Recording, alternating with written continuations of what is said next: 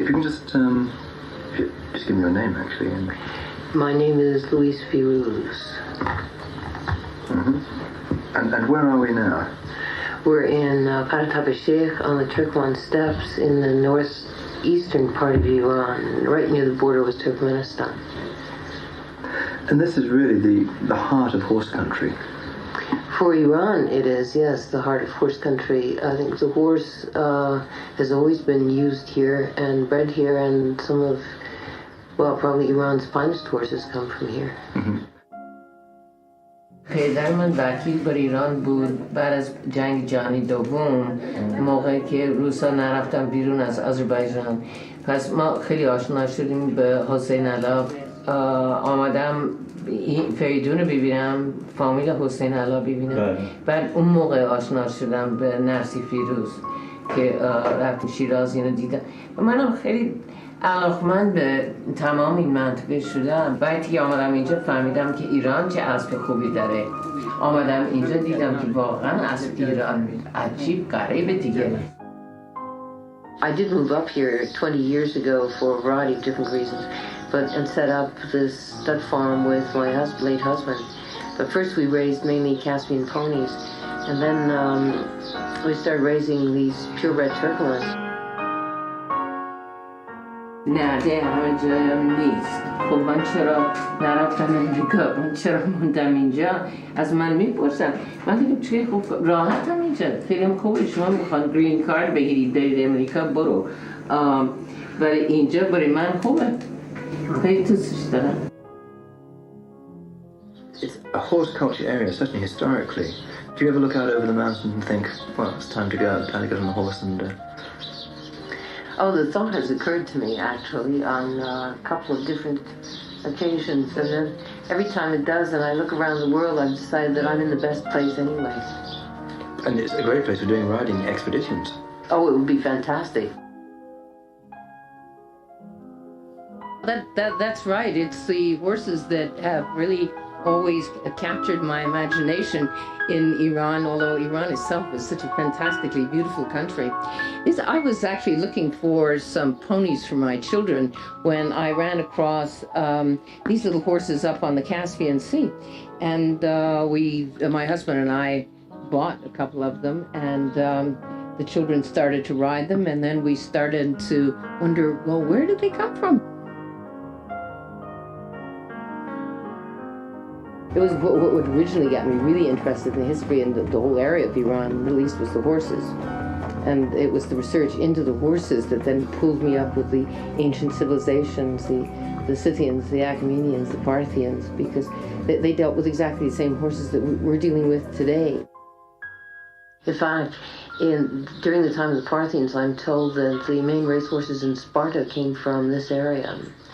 And for sure, Alexander may have killed off the people, but he certainly took their horses, and I'm sure Genghis Khan did the same. So the horses went east to China, and up to Mongolia, and west into Europe. Right. Right. There's even suggestion that Bucephalus, Alexander's horse, was perhaps from here, or certainly descended from Turkoman horse. It's possible. They had such a good reputation that I imagine that Alexander would only have been satisfied with the best. The Oriental horse was developed, what you know as the Oriental horse really is probably the Arab and the types of horses that you find in the Arab countries. That was developed as a result of a crossing of the native pony of the Zagros, now we call it the Caspian, and the Turkoman horse, which is a breed that embraces the Yamut and the Guklan and the Akhal Teke together. And there's been a lot of work done with chromosome typing, with DNA typing. There has, by Dr. Gus Costner at the University of Kentucky. We've sent him blood from all of the various different breeds of horses in Iran, and he's compared them with blood he's taken from Europe and the United States. And his conclusion is that the same conclusion we reached working on bones from archaeological sites, that the most ancient forms of the Oriental horse are the Turkoman and the Caspian pony. So it's quite contentious what you're saying, because for for centuries, people said the Arab is a breed. Some people suggested the Arab was a species completely separate from other horses, and this is wrong. That's wrong. No, it's an Equus cavulus. It has 64 chromosomes. The problem is that I, frankly, don't think there ever was anything called the Arab. I think it was a group of strains, because it's an awfully large geographical area to have all the same breed. So it was the Koilan and the Hamdani and the Seglavi. I don't know all the various different types. But the Arab has been developed by Westerners who took them abroad and bred them without reference to their individual strains the way the Arabs bred them. And so they called it the Arab. I don't think the Arabs call it the Arab. And in fact, Iran is not called the Arab either. It's called the Asil, which means purebred. We know exactly what this horse is now, but as I said, it took 40 years of study to identify these original types of Oriental horse. So she's a fossil, really. Well, yes, and in whom fact, you rediscovered. Yes. Well, I was going to say, have you come head-to-head fist-fighting with the Arab Horse Society and Arab enthusiasts in Saudi Arabia, for instance? Yeah, no, I haven't. I stay far away from politics of that sort. That's up to them. They can either accept this whole thing or not accept it, and if it doesn't suit them to not accept it, it's fine.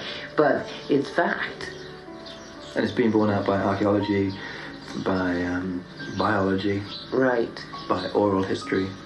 It's And pretty much irrefutable. Genetics, it is irrefutable. I'm still finding out what it is, and I'm not so sure whether I'm saving anything or not. I think what I'm doing is having a good time.